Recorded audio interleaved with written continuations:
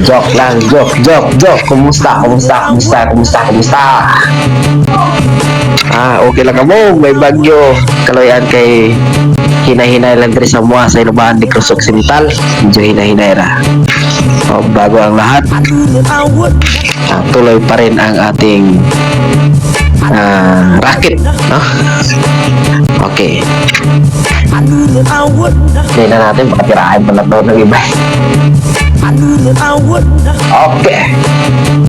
Ang video na ito ay mula kay Ian, isang paranormal investigator mula sa kanyang YouTube channel na Midwest Ghost Hunter. Explore. Sa partikular na video na ito, nagpunta siya mag-isa Explore sa sementeryo sa kagubatan ng Minnesota upang magsagawa ng investigasyon. Ayon sa mga kwento ng mga lokal, ang sementeryong ito ay puno ng misteryo at kababalaghan, hindi basta-bastang mga kwento, kundi mga nakakanay sa view sa sementeryo, no? Nagsasabi Pinlo, no? Maraming nakakakita na bigla na lang may sumisiklab na apoy ng 10 oras ng gabi. Agoy. May bulaklak na tila tumutulo Bulalakaw. sa mga talulot nito. May sunflower, mga gadugo. Ito, sa kanyang bahagi ng kanyang isasagawang investigasyon, malalaman natin kung ano mismo ang kanyang naranasan. I'm coming towards you. Agoy nga gabi na siya na-explore ho. There's somebody walking up and down Kani, this trail. adlaw ka lang para hindi ko lulbaan. No? You walk towards me? Hilig din sa gabi ang tao niya. Oh my Kung god. ako mag-explore patio, adlaw kululbaan akong gabi. Hindi ko na kaya akong gabi. Pagdating pa lang niya sa sementeryo, may kakaibang nangyari kaagad.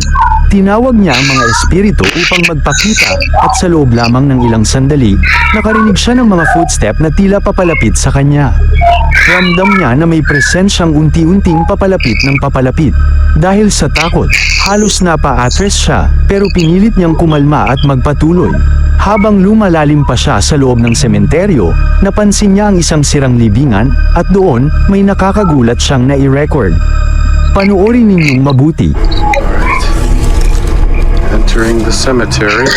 Maabot ganang time na mag-explore ko sa mga sementeryo. Alright, I'm I will coming to come. visit. I hope you don't mind. Oh my gosh. Isog na tao, no? This whole grave Gabi is in pa. shambles. Mga vlogger ni sa Sorry that your gawas na sa... tombstone has been destroyed. What happened? Dapat mag-explore ka, arang baskogin. Dira kita yung matulog sa patio hasta magaga. Okay, I just heard you. Paglapit niya sa libingan, sinubukan Hindi ko kaya ta. ito na maaari Kaya ako niya. No? at bigla may boses ng isang babae na sumagot sa kanya. Sa gulat niya, napa-atras siya, pero nagpatuloy pa rin siya sa investigasyon bagamat may kaba sa dibdib. Ngunit lingid sa kanyang kaalaman, na mas nakakatakot pa palang mangyayari ang naghihintay sa kanya.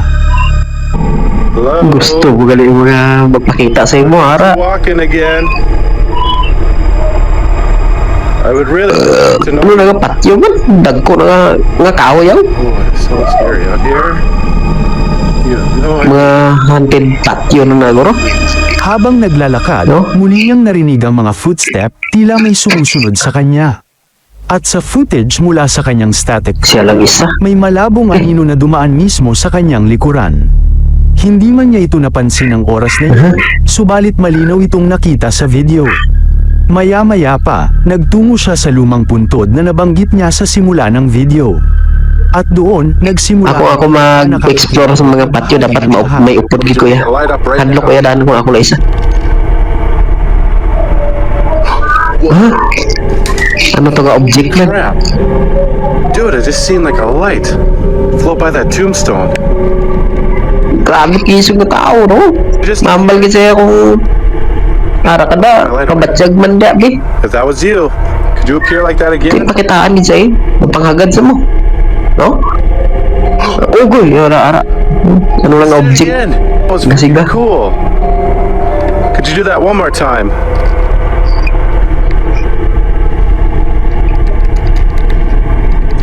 Oh, whoa. What the hell was that? Pinatay niya ang kanyang flashlight at sinabi kung may espiritu rito. Ara pa gid. Lumikha ka ng liwanag, at laking gulat niya nang biglang lumiwanag ang libingan. Sinubukan niyang ulitin. Umambal ka gali yan sa pakita ka mo. Ngunit sa ikatlong beses, Sa mga engkanto, mapakita ka sila gali, no? Okay. Wala ko na akong mag-explore, hindi umambal ko, hindi lang ako makita. Nadlo, kaya. niya sa paligid. Dahil Hindi lang ako makita. nagdesisyonan niyang Nadlo umalis ko. na lamang ng bandang 3:00 ng madaling araw, ngunit bago umalis, Hindi lang ako magpakitain, hindi niya ko madlagan ko to, no? at Basta mo kalabilin-bilin ng mga cellphone ko. nakakagulat sa lahat. Would you like your Alas picture? 3 na gali. Alas 3 sa kagahon. Gising alas 3 sa kagahon kung ako mag-explore alas 6 sa gabi. Sugod ko yan. Tadlo ko. Ha? Could you smile?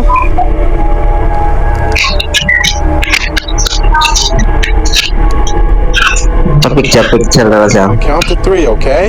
And I want you to pose for this photo. Isog, no? 1, 2. Ba't kung kaya ko na, mabalbe nga. If you look at this photo, Picture lang ko ha. Kung nara ka mo, pakita ka mo. Agoy, ara lagi. Agay.